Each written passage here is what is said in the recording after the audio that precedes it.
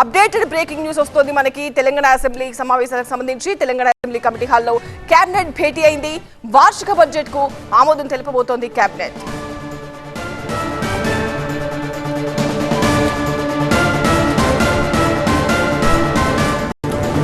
ఆశించిన స్థాయిలో కేంద్ర బడ్జెట్ లో కేటాయింపులు లేకున్నా సరే సర్కారు ఉంది. ఇవాల్టి బడ్జెట్ 2.97 లక్షల కోట్లుండే అవకాశం ఉన్నట్టుగా తెలుస్తోంది. ఇప్పటికే ఓటాన్ అకౌంట్ 2.75 లక్షల కోట్లు ప్రవేశపెట్టారు. 6 గ్యారంటీలకు బడ్జెట్ లో భట్టి పెద్ద కనిపిస్తోంది.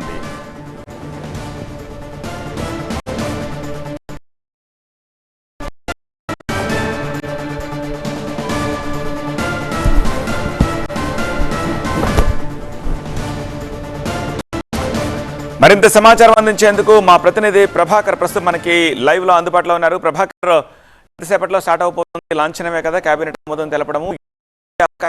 బడ్జెట్ అంచనా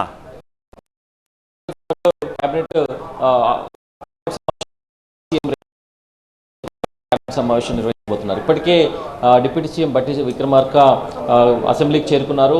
అధికారులతో కూడా సమావేశమయ్యారు. దాని తర్వాత కేబినెట్ ఆమోద ముద్ర వేయగానే ఆ బడ్జెట్ను తీసుకెళ్లి సీఎంకి, అట్లాగే కౌన్సిల్ చైర్మన్, అసెంబ్లీ స్పీకర్, అట్లాగే లెజిస్లేచర్ మినిస్టర్ వీళ్ళకి ప్రజెంట్ చేయాల్సి ఉంటుంది. ఇది రొటీన్ ప్రాసెస్లో భాగం. 12 గంటలకు డిప్యూటీ సీఎం, ఆర్థిక మంత్రిగా ఉన్న బట్టి విక్రమార్క బడ్జెట్ను అసెంబ్లీలో ప్రవేశపెడతారు.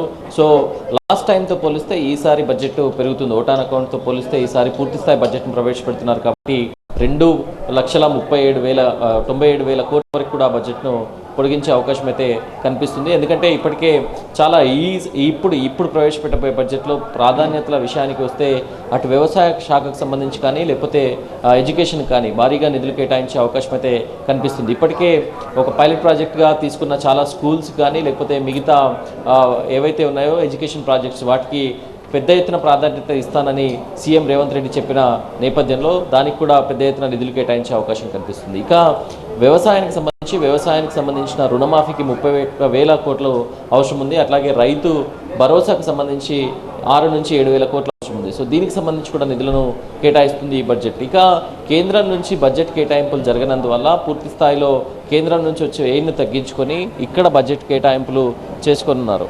సో దాంతోపాటుగా ఇక 40,000 కోట్లు ప్రతి ఏటా కేంద్రం నుంచి రావాల్సి ఉంది. అది కేవలం 10,000 కోట్లు మాత్రమే వస్తున్న నేపథ్యంలో వాటిని కూడా పూర్తి స్థాయిలో అడ్జస్ట్ చేసుకొని ఈ బడ్జెట్ను ప్రవేశపెట్టబోతున్నారు. సో మొత్తానికైతే వ్యవసాయ రంగానికి, అట్లాగే ఎడ్యుకేషన్ రంగానికి, ఇరిగేషన్ రంగానికి కూడా 25,000 కోట్ల మేర బడ్జెట్ కేటాయింపులు జరగాలి.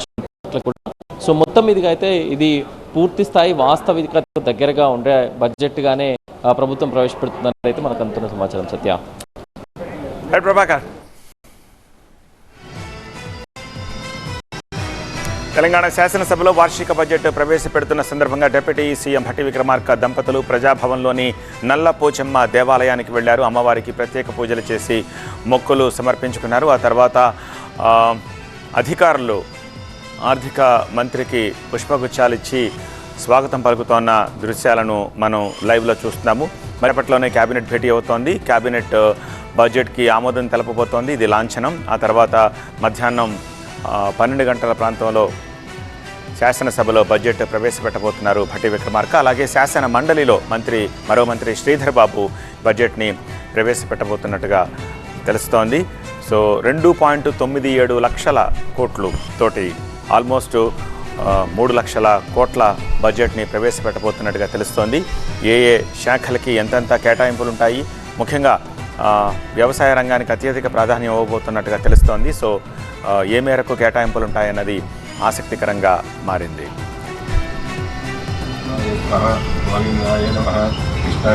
మధుసూదనాయ స్వహ, మాధవాయ